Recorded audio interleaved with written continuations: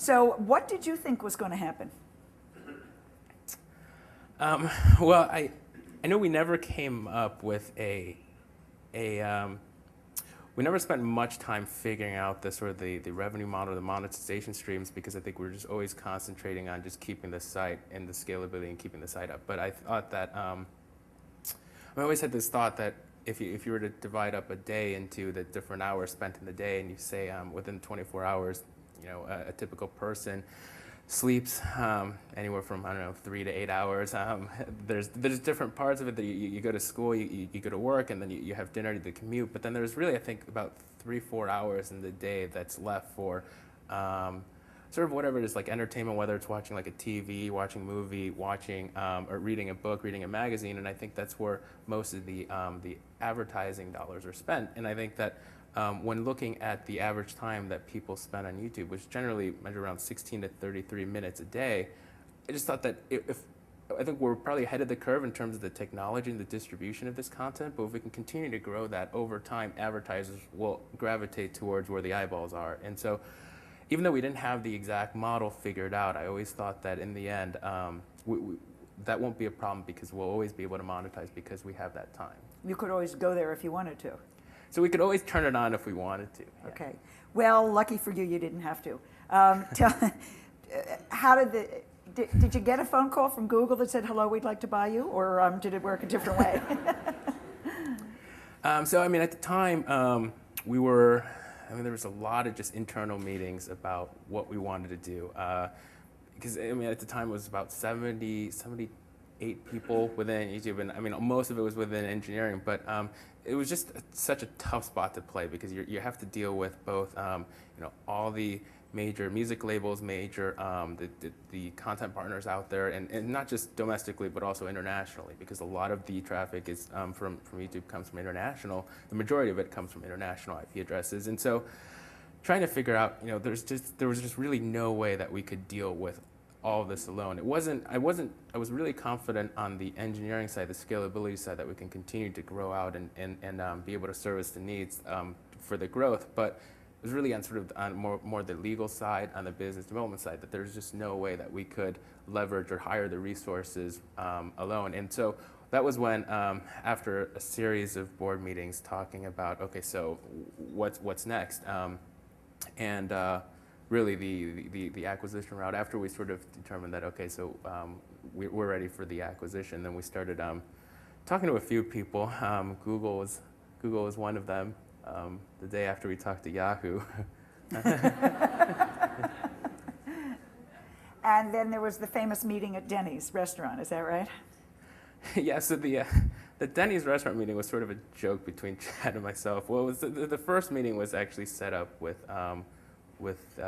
folks from Yahoo at the Dennys restaurant. It was also just talking back and forth about different things that we could do in leveraging sort of Yahoo's presence in the media space. And then and we met at Dennys because we didn't want to be we didn't really want to be recognized to be talking to be seen talking with I just Yahoo want to say here that deals in New York usually don't get made at Dennys. It's just a real different culture out there. It's funny. There's a fundraiser event in which Chad and I are supposed to go back to Dennys next Monday at the same Dennys, and somebody bid to have Dennys breakfast with us with their whole family. And that's coming next Monday.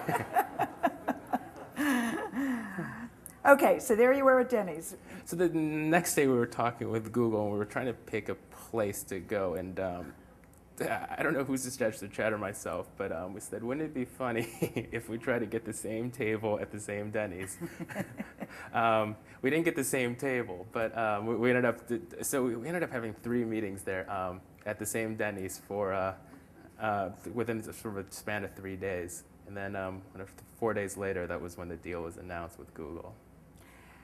Steve, how has it changed your life to have a really big buyout and to be in this position now?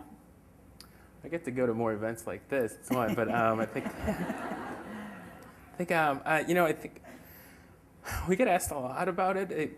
I think the one thing that surprised me was, we always joke that as soon as the acquisition happened, that we just don't have to work anymore. That Google, they have a lot of smart people that can do everything, and I think what surprised us, and I'm not really sure what the rationale behind it is, but not just speaking for me or Chad, but as well as just everyone else within the team, is that they're just continuing to work as hard, if not harder, as they were before the acquisition. And so in terms of that, I mean, when you figure out that most people are still spending about 80, 90 hours on a job, not much, there's just not a lot of room for a change other than work and sleep.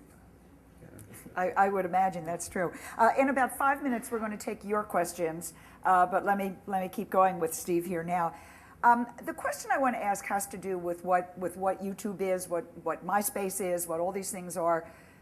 And I guess I would frame it this way. Why is it that your generation, and increasingly our generations as well, why do people want to participate? Why do people want not just to watch a video, but to put their own on up there and to show themselves getting dressed, taking a shower, or less salacious things, or even just sitting there, which some of the videos on YouTube are. Why? What do you think is behind all this? What's it about?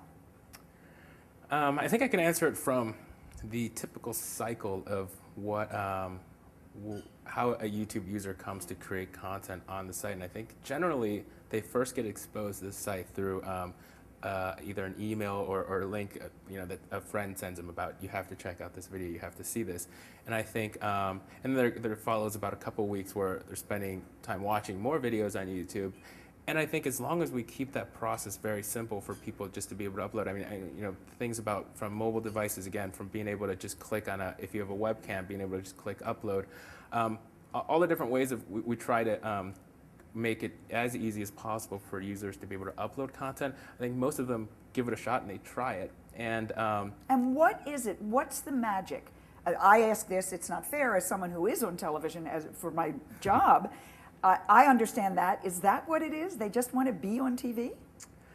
Well, I think it's more of like a personal challenge, because what I often hear is, get these really excited feedback from people about, I uploaded this video and I got 200 views, and then, and it's really 200 views is a tiny amount of views, but then it sort of challenges them to create another video, and so they'll end up creating another video and trying to maybe spice it up with a little bit with some editing and some cuts. And I think it's almost a personal challenge as well as sort of a competitive challenge to see how well people can be a star, and how they compare with everyone else. And I also think that it's inspired by just watching other people's content on YouTube and thinking that whatever they're doing is not very difficult. I can do the same thing, so let me try to do this as well.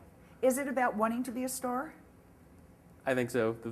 The personal ego about, I think everybody wants to be a star. Is it about frustration with the way other people are doing it? I mean, it's no secret, mainstream media are losing viewers, losing readers all the time. It's all going over to your kinds of sites. Are they frustrated that they haven't been able to participate in what we've been presenting, or is it a whole different thing? I mean, I think that's one slice of it. I mean, in terms of just people being on the ground and doing some kind of, the journalism on the ground and trying to broadcast things about real life events. But I think it's more about just the whole concept of YouTube is that you can go on there and it's completely a unique experience for you. So based on what you search for, based on what you click, you define sort of exactly what you're going to be shown for the next 20, 30 minutes. And so I think same thing from the content creator's perspective is that I think everybody sort of introspectively looks at, well, this is what I'm good at. Either it's how to make a good casserole, how to build, how to redesign a kitchen, whatever it is. But then they'll end up posting the video that they think they can most identify with, and then it continually evolves because the same people around the world that are interested in the same thing respond, and they also post certain videos and they start communicating with one another. So you end up sort of tearing down the geographical boundaries, and people with the same interests are sort of thriving and communicating with each other through videos. So it's creating a community in a way that it didn't exist before.